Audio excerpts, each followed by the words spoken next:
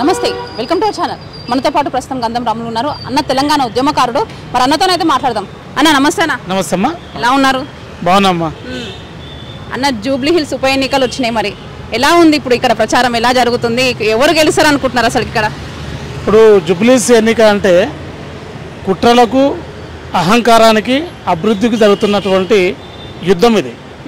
అహంకారంతోన కేటీఆర్ గారు, మరి కుట్రలతోన హరీష్ రావు గారు, ఉద్యమకారులు కావచ్చు, మరి దళిత నాయకులు కావచ్చు, ఆ రోజు వాళ్ళు ఎన్నో హామీలు ఇచ్చారు. మరి వాటన్నిటి కూడా మరి ఏ ఒక్కటి చేయకుండా ఈరోజు మరి అందరినీ మభ్యపెట్టిన పరిస్థితి. కాబట్టి ఈరోజు జూబ్లీస్ ఉన్న ప్రజలు, నేను జూబ్లీస్లో దాదాపుగా 3,97,000 మంది ఓటర్స్ ఉంటే చాలా వరకు స్లమ్స్, ఎస్సీ ఎస్టీ బీసీ మైనార్టీలు ఉన్నటువంటి ఈ ప్రాంతం. మరి షేక్పేట, ఫిలిం నగర్, అదేవిధంగా మరి సీని ఫీల్డ్ వాళ్ళు ఎక్కువ ఉన్నటువంటి ప్రాంతం. కాబట్టి కులాలకు మతాలకు మరి అతీతంగా, ప్రాంతాలకు అతీతంగా సంబంధ వర్గాలు మరి ఈరోజు జూబ్లీస్లో ఒక విధానకు తీసుకొస్తున్న అంశం ఉంది. నవీన్ యాదవ్ ఒక చదువుకున్న వ్యక్తి, బ్యాచిలర్ ఆఫ్ ఆర్కిటెక్చర్ బీఆర్ చేసినటువంటి వ్యక్తి, చదువుకున్నవాడు. గత 15 సంవత్సరాల నుంచి ఈ ఏరియాలో బోరబండ కానీ, యూసుఫ్ కానీ, రహమత్ నగర్ కానీ, కార్మిక నగరే కానీ, మరి మధురా నగరే కానీ, ఎర్రగడ్డ కానీ, షేపేట్ డివిజన్ కానీ, అన్ని డివిజన్లో మరి నేనున్నానంటూ మరి మొన్న బాలింతలకు మరి శ్రీమంతం చేసి ఒక తమ్ముడిగా, ఒక అన్నగా అతడు మంచి పేరు మన్నలను పొందినటువంటి పరిస్థితి. మళ్ళీ యువతరానికి మరి చదువు కోసం ఎంతోమందికి సాయం చేస్తున్న వ్యక్తి. మరి అప్పుడు ఆయనకు ఒక ఎమ్మెల్యే కాదు, ఒక ఎంపీ కాదు, చివరిగా ఒక కార్పొరేటర్ కాదు. అయినా కూడా మరి నా ప్రాంత ప్రజలు, నా జూబ్లీస్ ప్రజలు, మరి నా డివిజన్ ప్రజలు అందరూ కూడా మరి విద్యాపరంగా, ఉపాధి పరంగా ఎదగాలన్నటువంటి ఒక ఆలోచనతో మరి ఆయన అడుగులు వేసిన సందర్భంలో ఒక విద్యావంతులుగా మనం కావచ్చు, తెలంగాణ బిడ్డలుగా మనం కావచ్చు, మరి స్థానికంగా ఉన్నటువంటి ప్రతి బిడ్డలుగా ఆయనకు మనం సపోర్ట్ చేయాల్సినటువంటి అంశం ఉన్నది.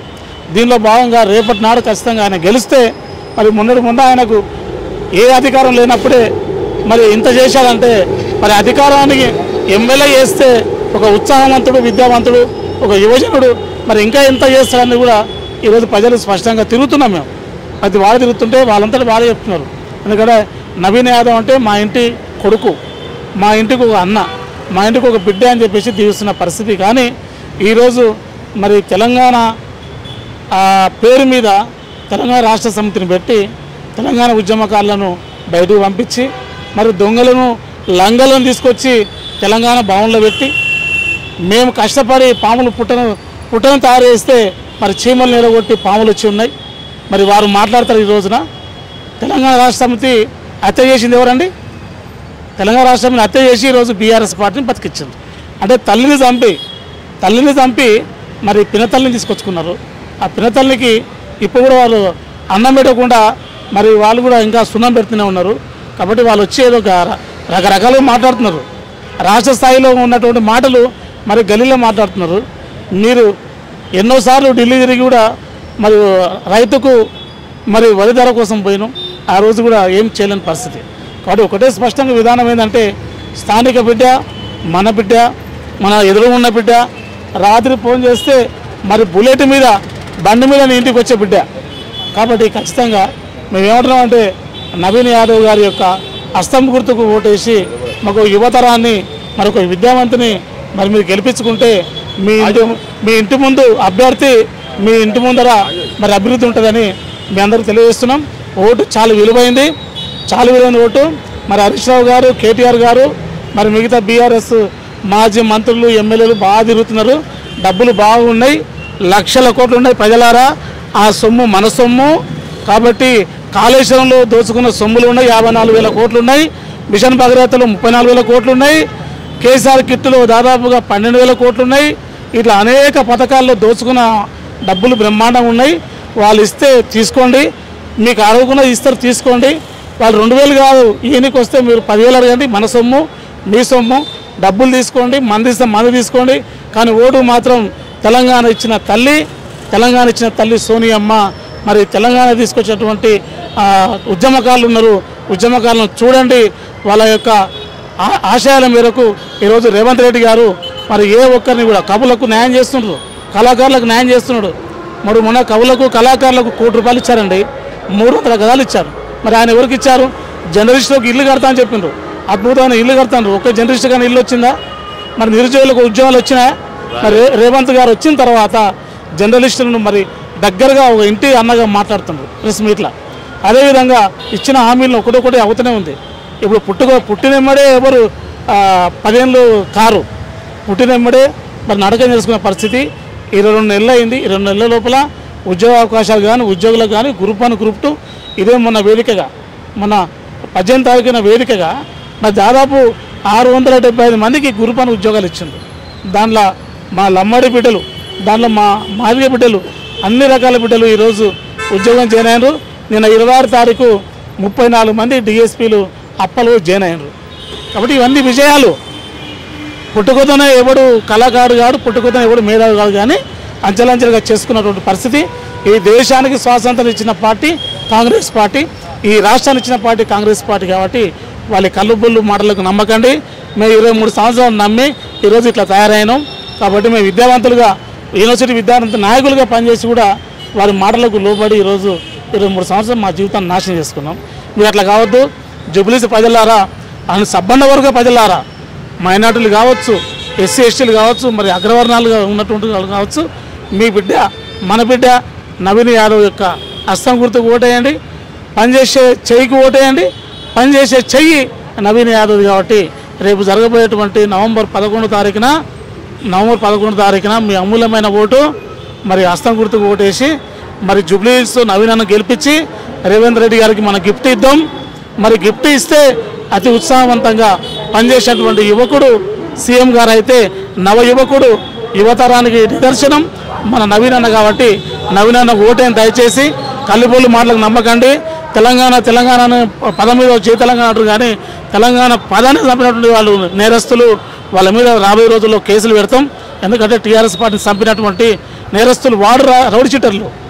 ఇప్పుడు తల్లిని చంపిన రౌడీ షీటర్ అంటారు, బుల్డోజర్ అంటారు. నేను ఒకటే చెప్తున్నా, జుబ్లీస్ ప్రజలారా, బుల్డోజర్ కానీ హైడ్రా కానీ మీ బస్తీలకు వచ్చి ఎక్కడైనా మీ ఇల్లును కూడా కొట్టినరా?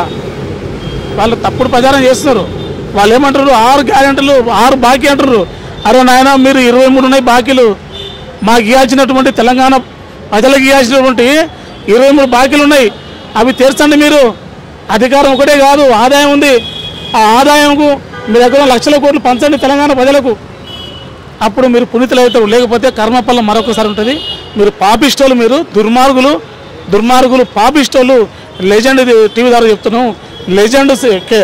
లెజెండ్ ఎవరంటే తెలంగాణ ఇచ్చిన సోనియమ్మ. లెజెండ్ ఎవరంటే రేవంత్ రెడ్డి గారు.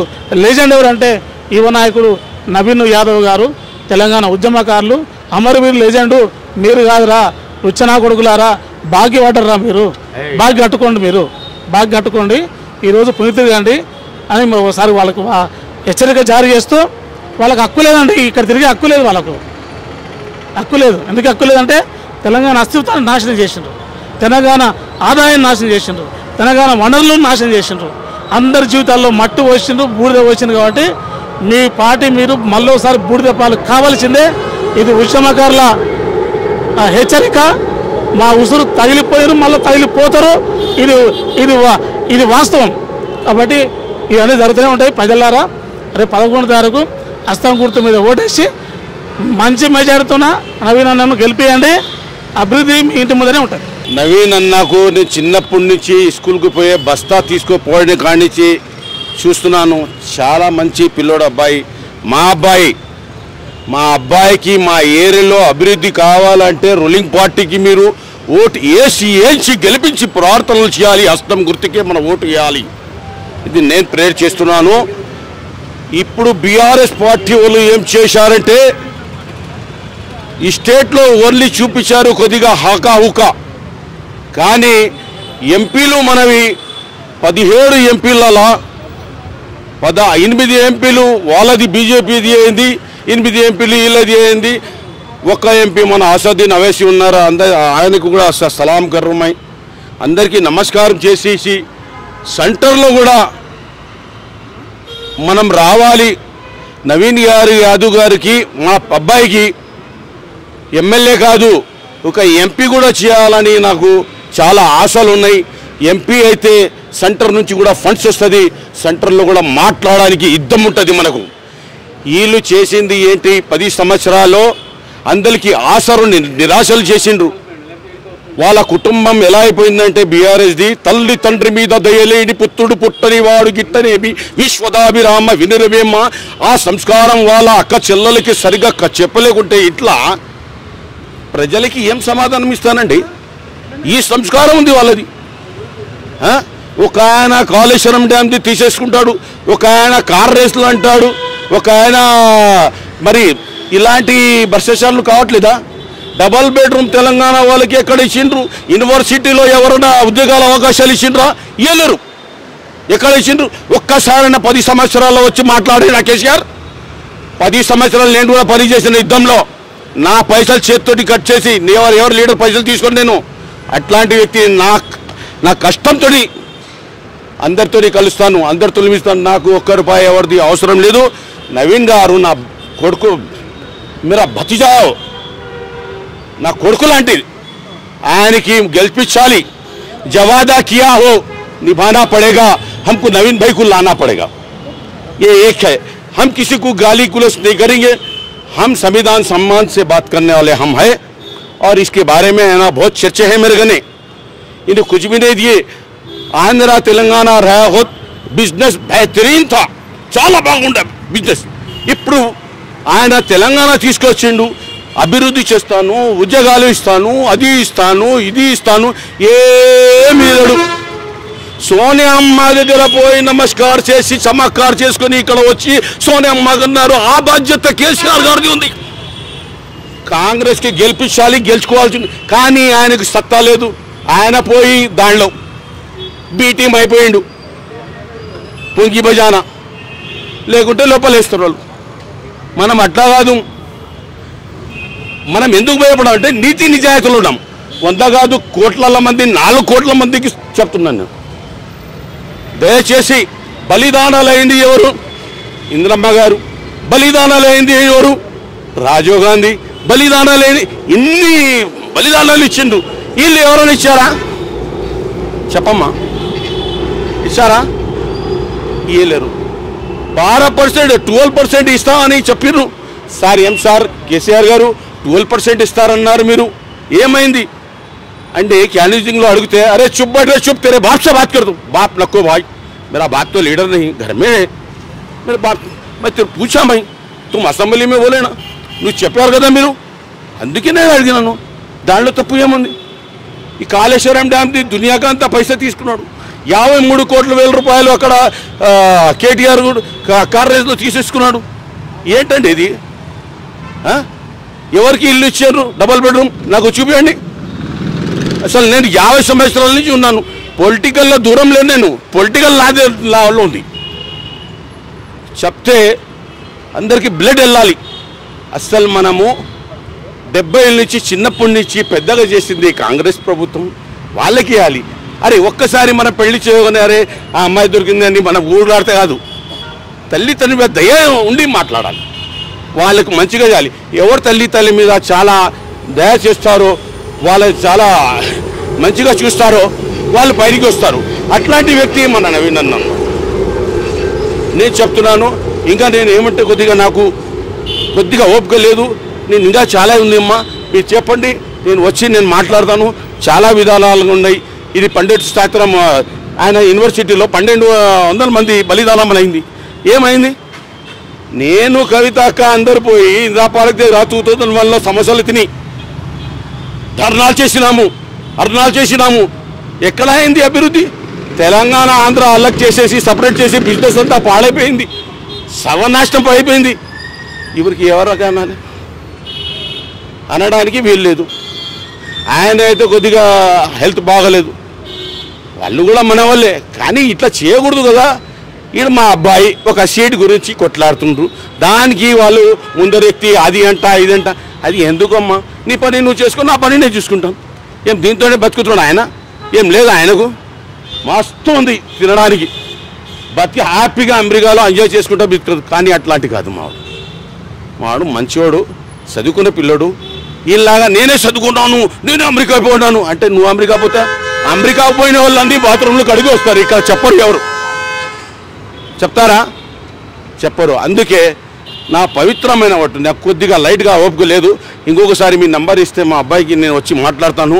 నా పవిత్రమైన ఓటు వేసి ఏంచి గెలిపించి ప్రార్థన చేయండి. నా నవీన్ గారికి జవాదా కియా హో నిభానా పడేగా, హమ్ అసెంబ్లీ को उनको ले जाना पड़ेगा, అసెంబ్లీ से పార్లమెంట్ को ले आना पड़ेगा, ఎంపీ बनाइए. ఈ చేయి గుర్తుకి వేయండి. ఏ అన్నం తింటున్నామో ఆ చేయికి వేయండి. నమ్మకంగా చేయండి, నమ్మక దృఢంగా చేయకండి, నమ్మకంగా ఏటేయండి. ఎందుకంటే కేసీఆర్ గారు నమ్మకం చేసి నమ్మక దృఢం చేసిండు. ఒక్కసారి అన్నం తింటే नमक हलाल होना, नमक खराब नहीं होना, ये नमक खराब के काम करे हैं. करे नहीं करे उनके दिल से पूछो, हम नहीं पूछते. हम पूरे 4 करोड़ नहीं 9 కోట్ల జనాభా చెప్తారు.